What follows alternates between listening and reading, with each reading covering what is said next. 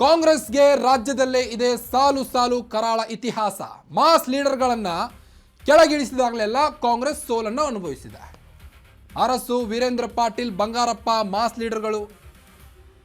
ಈ ಎಲ್ಲ ಮಾಸ್ ಲೀಡರ್ಗಳನ್ನ ಯಾವಾಗ ಕೆಳಗಿಳಿಸಿದ್ರು ಅದಾದ ಮೇಲೆ ಕಾಂಗ್ರೆಸ್ಗೆ ಮುಖಭಂಗವಾಯಿತು. ಹೀನಾಯ ಸೋಲು ಕಂಡ್ರು ರಾಜ್ಯದಲ್ಲೇ. ಕಹಿಯಾದ ಇತಿಹಾಸವನ್ನ ತೆರೆದಿಟ್ಟಂತ ಸಿದ್ದು ಆಪ್ತ KN ರಾಜಣ್ಣ ಅವರು ಯಾವಾಗೆಲ್ಲ CMನ ಕೆಳಗಿಳಿಸಿದ್ರು ಆವಾಗಲೆಲ್ಲ ನಮ್ಮ ಸರ್ಕಾರ ಪತನವಾಗಿದೆ ಅಂತ KN ರಾಜಣ್ಣ ಅವರು ಹೇಳಿಕೆಯನ್ನು ನೀಡ್ತಾ ಇದ್ದಾರೆ. ಕಾಂಗ್ರೆಸ್ಗೆ ರಾಜ್ಯದಲ್ಲೇ ಇದೆ ಸಾಲು ಸಾಲು ಕರಾಳ ಇತಿಹಾಸಗಳು.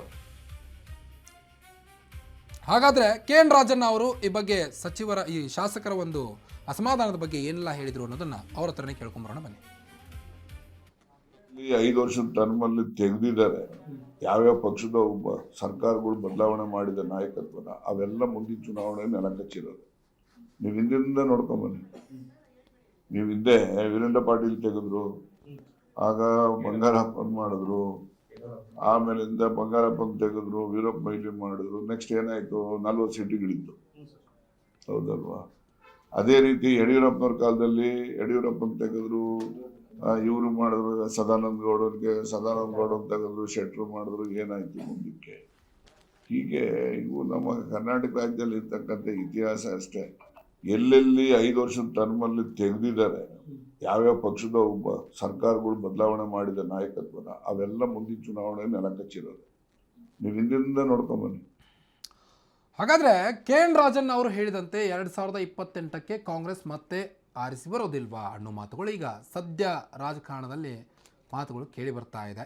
ಈಗಾಗಲೇ ಕೆಲವೊಂದಿಷ್ಟು ಅತೃಪ್ತ ಶಾಸಕರು ಕೂಡ ಭುಗಿಲೆದ್ದಿದ್ದಾರೆ, ರಾಜೀನಾಮೆಗೆ ಮುಂದಾಗಿದ್ದಾರೆ.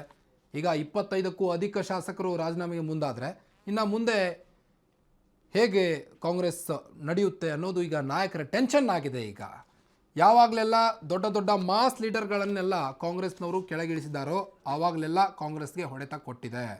ಇದೀಗ ಹೈಕಮಾಂಡ್ ವರಿಷ್ಠರಿಗೆ ಈಗ ಚಿಂತೆಯಾಗಿದೆ. ಹೀಗಾಗಿಯೇ ಸುರ್ಜೇವಾಲಾ ಮತ್ತು ರಾಹುಲ್ ಅವರು ಹಲವು ಅತೃಪ್ತ ಶಾಸಕರನ್ನು ತಮ್ಮೊಟ್ಟಿಗೆ ಕರೆದು ಅವರಿಗೆ ಕರೆ ಮಾಡಿ ಮಾತನಾಡ್ತಾ ಇದ್ದಾರೆ, ಅವರ ಮನವೊಲಿಸಲಿಕ್ಕೆ ಪ್ರಯತ್ನ ಪಡ್ತಾ ಇದ್ದಾರೆ. ಆದರೆ ಏನಾಗುತ್ತೆ ಅನ್ನೋದನ್ನು ಕಾದು ನೋಡಬೇಕಾಗಿದೆ. ಇನ್ನು ಕಾಂಗ್ರೆಸ್ಗೆ ಕುರ್ಚಿ ಶಾಪ. 1980ರಲ್ಲಿ ದೇವರಾಜ ಅರಸು ಕೆಳಗಿಳಿಸಿ R ಗುಂಡೂರಾವ್ಗೆ ಅವಕಾಶವನ್ನು ಕೊಟ್ಟಿದ್ದರು. ಆವಾಗಲೂ ಸಹಿತ ಕುರ್ಚಿ ಶಾಪವಾಗಿತ್ತು. 1978ರಲ್ಲಿ 149 ಸ್ಥಾನವನ್ನು ಗೆದ್ದಿದ್ದಂಥ ಕಾಂಗ್ರೆಸ್ 1983ರಲ್ಲಿ 67 ಸ್ಥಾನಕ್ಕೆ ಕುಸಿತ ಕಂಡಿತ್ತು. 1985ರಲ್ಲಿ ಹೆಗಡೆ ನೇತೃತ್ವದಲ್ಲಿ ಜನತಾ ಪಾರ್ಟಿಗೆ 139 ಸ್ಥಾನ ಒದಗಿತ್ತು. 1988ರಲ್ಲಿ ರಾಮಕೃಷ್ಣ ಹೆಗಡೆಯನ್ನ ಕೆಳಗಿಳಿಸಿ SR ಬೊಮ್ಮಾಯಿಗೆ CM ಮಾಡಿದ್ರು. ಅದಾದ ನಂತರದಲ್ಲಿ ಸರ್ಕಾರ ಪತನಗೊಂಡಿತು. 1989ರಲ್ಲಿ ಬೊಮ್ಮಾಯಿ ನೇತೃತ್ವದ ಜನತಾ ಪಾರ್ಟಿಗೆ ಕೇವಲ 24 ಸ್ಥಾನ ಸಿಕ್ಕಿರುವಂಥದ್ದು. 1989ರಲ್ಲಿ 179 ಸ್ಥಾನವನ್ನು ವೀರೇಂದ್ರ ಪಾಟೀಲ್ ಗೆದ್ದಿದ್ರು ಕಾಂಗ್ರೆಸ್ ನೇತೃತ್ವದಲ್ಲಿ.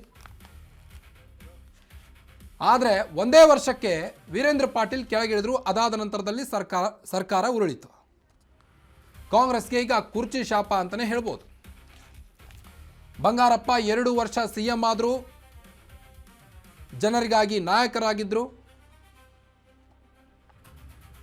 ಹಾಗಾದರೆ ಸರ್ಕಾರ ಕುಸಿಯುತ್ತಾ ಅನ್ನೋ ಭಯ ಈಗ ಹೈಕಮಾಂಡ್ ವರಿಷ್ಠರಲ್ಲಿ ಸುದ್ದಿ ಆಗ್ತಾ ಇದೆ. KN ರಾಜಣ್ಣ ಅವರ ಈ ಒಂದು ಅಚ್ಚರಿಯ ಹೇಳಿಕೆಗಳು ಈಗ ಕಾಂಗ್ರೆಸ್ ವಲಯದಲ್ಲಿ ಟೆನ್ಷನ್ಗೆ ಈಡು ಮಾಡಿದೆ. ಮೊಹಿಲಿ ಆಡಳಿತ ವಿರೋಧಿ ಅಲೆ ಬಂಡಾಯ ನಿಗ್ರಹದಲ್ಲಿ ವಿಫಲವಾಗಿರುವುದು,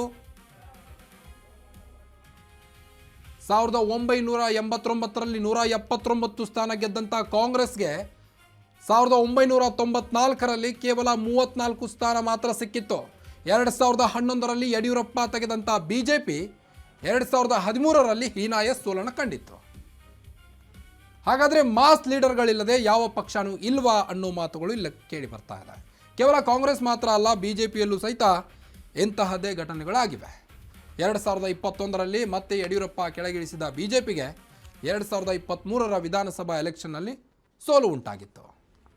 ಹಾಗಾದರೆ ಸಿದ್ದರಾಮಯ್ಯನವ್ರನ್ನ ಯಾವಾಗ DK ಶಿವಕುಮಾರ್ ಅವರು ಕುರ್ಚಿಯಿಂದ ಕೆಳಗಿಳಿಸಿದ್ರೋ ಅದಾದ ನಂತರದಲ್ಲಿ ಕಾಂಗ್ರೆಸ್ಗೆ ಈಗ ಕುರ್ಚಿ ಶಾಪ ಶುರುವಾಯ್ತಾ ಅನ್ನೋ ಮಾತುಗಳು ಈಗ ಕೆ ಎನ್ ರಾಜನ್ ಅವರ ಹೇಳಿಕೆಯಿಂದ ಅಚ್ಚರಿಯಾಗ್ತಾ ಇದೆ.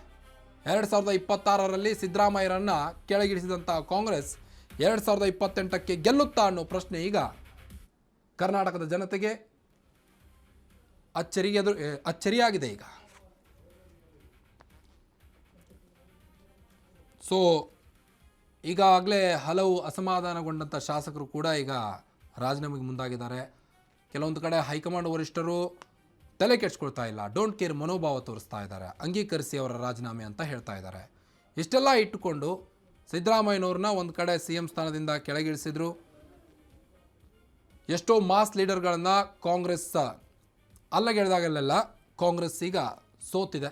ಸೊ ಕೆ ಎನ್ ರಾಜನ್ ಅವರ ಮಾತಿನ ಹಿಂದಿನ ಒಂದು ಏನು ಅನ್ನೋದ್ರ ಬಗ್ಗೆ ಈಗ ಹಲವು ಗಮನ ಸೆಳೀತಾ ಇದೆ.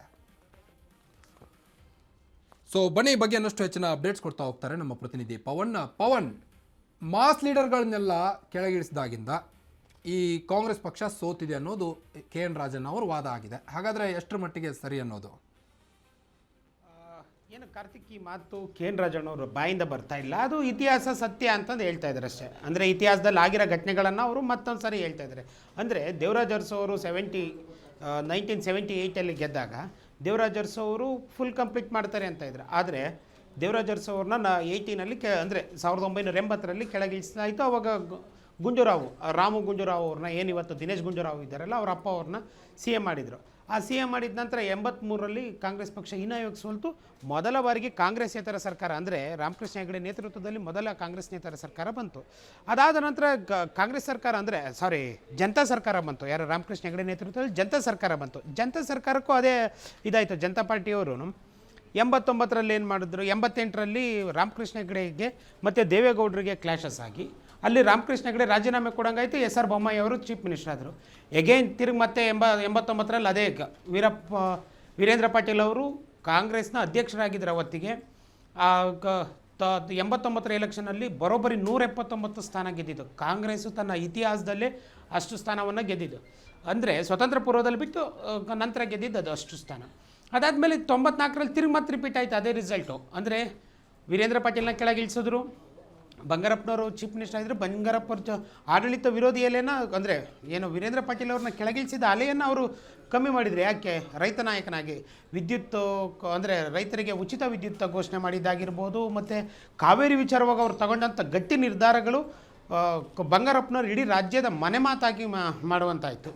ಅದಾದಮೇಲೆ ಅವ್ರನ್ನೂ ಕೆಳಗಿಳಿಸಿದ್ರು. ಯಾವುದು ಟೆಲಿಫೋನ್ ಸ್ಕ್ಯಾಮ್ ವಿಚಾರದಲ್ಲಿ ಅವ್ರನ್ನ ಕೆಳಗಿಳಿಸಿ ಮತ್ತೆ ವೀರಪ್ಪ ಮೊಯ್ಲಿ ಅವ್ರು ಮಾಡಿದ್ರು. ವೀರಪ್ಪ ಮೊಯ್ಲಿಯವರು ಸಹ ಅದನ್ನು ಎಷ್ಟರ ಮಟ್ಟಿಗೆ ಕಂಟ್ರೋಲ್ ಮಾಡೋಕ್ಕಾಗುತ್ತೋ ಅಷ್ಟರ ಮಟ್ಟಿಗೆ, ಅಂದರೆ ಮೀಸಲಾತಿ ವಿಚಾರವನ್ನು ಮುನ್ನೆಲೆಗೆ ತಂದು ಮೊದಲು ಆಂಧ್ರ ಮತ್ತು ತಮಿಳುನಾಡು ಸರ್ಕಾರ ಅದೇ ಥರ 65%ಗೆ ಮೀಸಲಾತಿ ಏರಿಕೆಯನ್ನು ಮಾಡಿ ಸುಪ್ರೀಂ ಕೋರ್ಟ್ಗೆ ಪ್ರಪೋಸಲ್ ಕೊಟ್ಟರು, ಮತ್ತು ಕೇಂದ್ರ ಸರ್ಕಾರಕ್ಕೆ ಪ್ರಪೋಸಲ್ ಕೊಟ್ಟರು. ಅದಲ್ಲದೆ CET ಅನ್ನೋದನ್ನ ತೊಗೊಬಂದರು ಫಸ್ಟು. ಯಾರು? ವೀರಪ್ಪ ಮೊಯ್ಲಿ ಅವರು. ಅಂದರೆ ಉದ್ಯೋಗ ಮತ್ತು ಮೀಸಲಾತಿ ವಿಚಾರವಾಗಿ ಮಾಡಿದ್ರೂ ಕೊನೆಗೆ ಇವ್ರಿಗೆ ವೀರಪ್ಪ ಮೊಯ್ಲಿ ಸರ್ಕಾರ 94ರಲ್ಲಿ ಹೀನಾಯವಾಗಿ ಸೋಲ್ತು, 34ಕ್ಕೆ ಇಳೀತು. ಮತ್ತು ಅದಾದ ನಂತರ ಯಡಿಯೂರಪ್ಪರ ಘಟನೆ ಈ ರಾಜ್ಯದಲ್ಲಿ ತಿರುಗಿ ಮತ್ತೆ ಮರುಕಳಿಸ್ತು. ಅಂದರೆ 2011ರಲ್ಲಿ ಯಡಿಯೂರಪ್ಪನವ್ರನ್ನ ಕೆಳಗಿಳಿಸಿ ಸದಾನಂದ ಗೌಡನ ಮಾಡಿದ್ರು. ಸದಾನಂದ ಗೌಡರ ಆದ ತಕ್ಷಣ ಜಗದೀಶ್ ಶೆಟ್ಟರ್ ಅವ್ರನ್ನ ಮಾಡಿದ್ರು. 2023ರಲ್ಲಿ ರಿಸಲ್ಟ್ ಏನಾಯಿತು? ಕಾಂಗ್ರೆಸ್ ಸರ್ಕಾರ ಅಧಿಕಾರಕ್ಕೆ ಬಂತು ಸಿದ್ದರಾಮಯ್ಯನವ್ರ ನೇತೃತ್ವದಲ್ಲಿ.